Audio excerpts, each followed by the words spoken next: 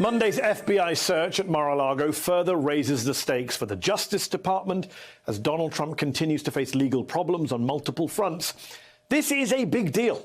Nothing like this has ever happened before in American politics. And let's be clear, if federal agents have a search warrant to go through your home, it's not too big a stretch to say you or someone close to you might be in trouble.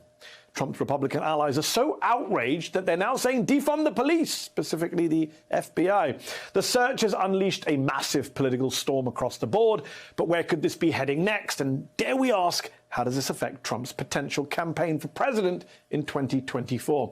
Joining me now to help answer some of these questions is former Republican Congressman from Illinois, Joe Walsh. He ran for the 2020 Republican presidential nomination before leaving the GOP. He's also host of the White Flag with Joe Walsh podcast. Also with us is Molly Jong-Fast, contributing writer at The Atlantic, author of the Wait What newsletter and host of the New Abnormal podcast, and Wajahat Ali, columnist for The Daily Beast and author of the book Go Back to Where You Came From and other helpful recommendations on how to become American. Thank you all for joining me. Joe, let's start with you. You tweeted on Monday, if this is just about 15 boxes of classified material Trump took down to Mar-a-Lago, this will absolutely enrage his supporters and only strengthen Trump within the GOP. But Joe, isn't the reality that whatever they would have, quote unquote, raided him for, his supporters would be enraged no matter what? They're mad at the deep state and the FBI and anyone who holds Trump to account. Mehdi, you busted me. I wish I could rewrite that tweet. You're right. It doesn't matter what the FBI and the Justice Department are after. This will strengthen Trump. This will, look, he was the prohibitive favorite to be the Republican Party nominee before. I speak to these people every day. Mehdi, if you could hear what I heard all night last night from Republican-based voters and Trump supporters, I have not seen them this fired up, this angry, and this gung-ho to support Trump since Election Day in 2020. They're all behind him. This has strengthened Trump within the party. Waj, what happens if this turns out to be, just, I use just in quotes, just 15 boxes of classified material, nothing more major? Isn't the right going to take that as a win? They're already crowing that this is good for Donald Trump. You have former Trump aides saying this is going to get him reelected in 2024. Are you worried about that? You ever see the movie Avengers? And I know you have because you love action movies. In the end of the first Avengers, Captain America turns to Bruce Banner and says, okay, get angry. We need the Hulk. And Bruce Banner turns around and says, I'm always angry. They're always going to be angry. They're always going to be enraged. This is not going to help Trump by any means, right? Look, the January 6th Commission has shown us that Donald Trump, and not just Donald Trump, but also the Republican ecosystem, Mehdi, his cronies, including Mark Meadows and those elected officials who proactively ask for pardons, which is totally normal behavior, by the way. They know that the noose is tightening. They know that there's going to be justice and accountability. They know that the majority of Americans are actually deeply concerned about this ongoing coup attempt. So when it comes to the base is always angry. They're always Hulk. Hunter Biden's laptop, black authors, Teletubbies. It doesn't matter.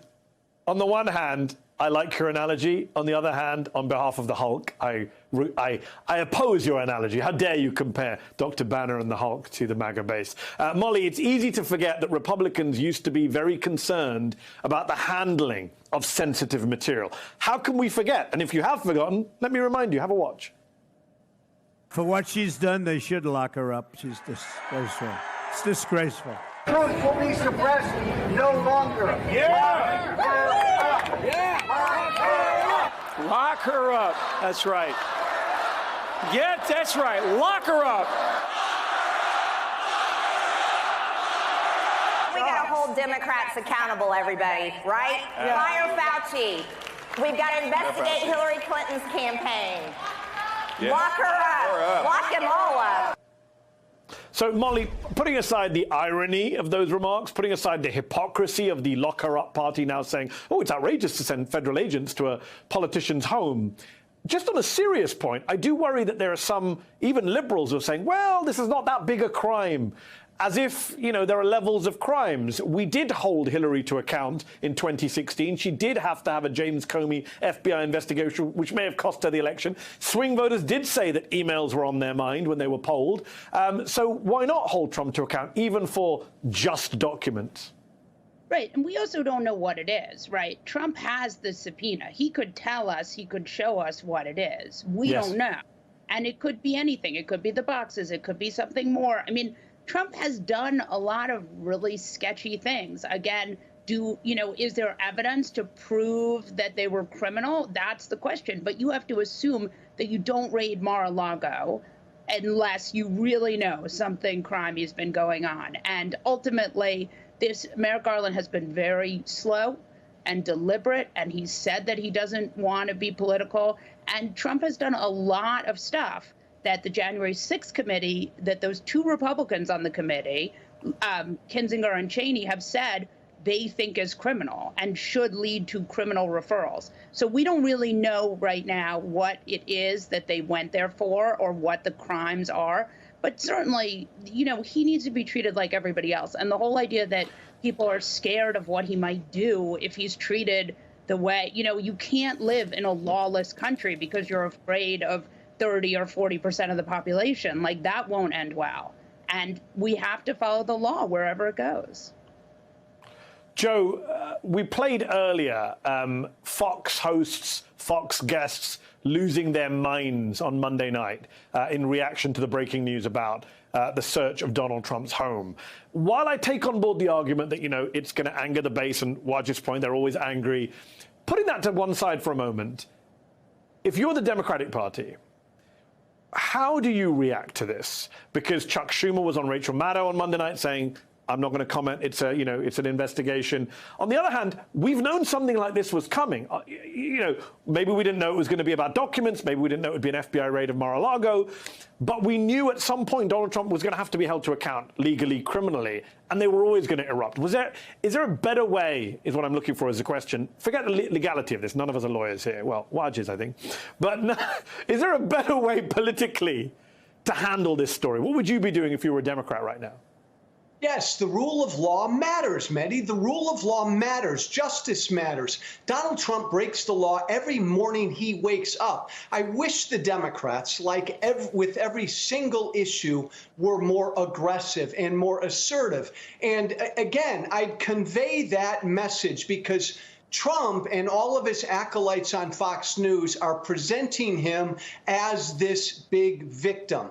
I want to hear every Democrat out there say Trump's no victim. We're all treated equally under the law. Nobody is above the law. Democrats need to be adamant about that message. So on the nobody's above the law, it kind of goes to the heart of what we've seen over the past 24 hours. Waj, you are a lawyer. You are also Muslim like me. Have a read of what Congresswoman Elise Stefanik tweeted. Quote, if the FBI can raid a U.S. president, imagine what they can do to you. To which New York Times columnist Jamel Bouie very aptly responded, what's so funny about this very stupid talking point is that we're all very aware of what law enforcement could do to ordinary people. The whole issue is that they don't do it to people like Trump. There is, again, the irony, the hypocrisy, whatever phrase you want to use. Republicans say, wow, powerful people are being held to account. Suddenly we don't like the police, we don't like the FBI. Whereas minorities, Muslims, poorer people, they've experienced law enforcement in this way. Yeah, back the blue as long as the blue is cracking the skulls of BLM protesters, but defund the police and dismantle the FBI and CIA. These notorious leftist vegan socialists, the law enforcement maybe, they have this amazing reputation of having Che posters on their wall. That's what's so hilarious about it, the hypocrisy, right? Civility for me, none for thee. Law enforcement, as long as they can crack down against Antifa and BLM, but as long as it's Trump, well, he's above the law. And I think what Joe said is absolutely correct, is that Democrats should take this opportunity to go on offense with passion, be completely relentless. No one is above the law. 81 million people came out during a pandemic, pre-vaccine, to hold Trump accountable. And we are showing the people and the world that even the president of the United States, if he does crimey stuff, like Molly said, he too shall be held to account. And I think this is a great win for Democrats, because as the January 6th hearings have shown, that once you make this message public and you repeat it consistently, it helps Democrats in the polls. And not only will it actually indict Trump, I believe, the entire Republican ecosystem. I want to repeat this. Roger Stone, Mark Meadows, the Republican elected officials who proactively asked for pardons, they're all shaking in their boots because they know this is going to bring the entire criminal enterprise down potentially. So if I were them, yes, I'd go all in. Accountability. This is why you voted for us. The Justice Department is doing its job. No one's above the law. Follow the evidence. And if you really think this is a witch hunt, show us the warrant. Show us the warrant. You make a good point about the anger, because part of me thinks, it's usual faux outrage on Fox from Jesse Waters and co. It's the victim, the victim status, the whining. On the other hand, as you say, there's probably legitimate anger, which is, how dare they do this to us? We might be in trouble. Molly, one of those people, of course, is a Trump family member, Eric Trump, who is said to have informed his father about the search. He went on Fox last night. Have a listen to what he said. How about the Benghazi scandals? How about the Clinton Foundation? I mean, how many, shady oligarchs from Russia were contributing to that? How about Uranium One? You want to talk about, scandals that were never investigated? The idea that Hillary Clinton was not investigated for those things that Eric Trump is talking about on Fox is a reminder of how good they are at gaslighting their base and their viewers. But on a serious note, we talk a lot about the Trump base. The next election, like most elections, will be decided by swing voters. And you would assume that swing voters, who are not all watching Fox, might not like the idea of voting for someone who may be under criminal investigation by them. Yeah, I mean, I think this is what had to happen. And what Eric Trump is doing is what Junior does and what the whole family does is they want to muddy the waters, right? They want it to be like, well, Daddy might have done crimes, but this one did crimes or that one did crimes. And that's the whole goal there. And, or what about Hunter Biden's laptop? And so I do think ultimately you have to ignore all of this noise. Look, either democracy matters or it doesn't. Either the rule of law matters or it doesn't. This is this is the job of the FBI. And obviously, if you say that somebody is too powerful to be to be prosecuted, I mean, that's just that will ultimately be the end of democracy. And Joe, last question to you. There has long been speculation that Trump might move up his 2024 announcement if he feels the pressure of investigations. That reporting was in the context of the 1/6 public hearings, not in the context of this search, which hadn't happened at that point. Do you expect him now to definitely 100% announce before the midterms? Do you think this helps him politically? I mean, if I'm Ron DeSantis, I actually think it might help Ron. Tomorrow, Mehdi, tomorrow afternoon, he'll come out and announce. Yes, I do believe this will compel him to announce even earlier. And I want to reiterate, I'm not just talking about the Republican Party base. What happened yesterday, Mali and Wajahat are right. It's right. It needed to be done. DOJ is doing their job. But this will strengthen Trump among the whole Republican Party. Every Republican who came out and spoke last night, including DeSantis and Pence today, they've all called this a witch hunt, third world BS. This is the whole party now. It's going to strengthen Trump.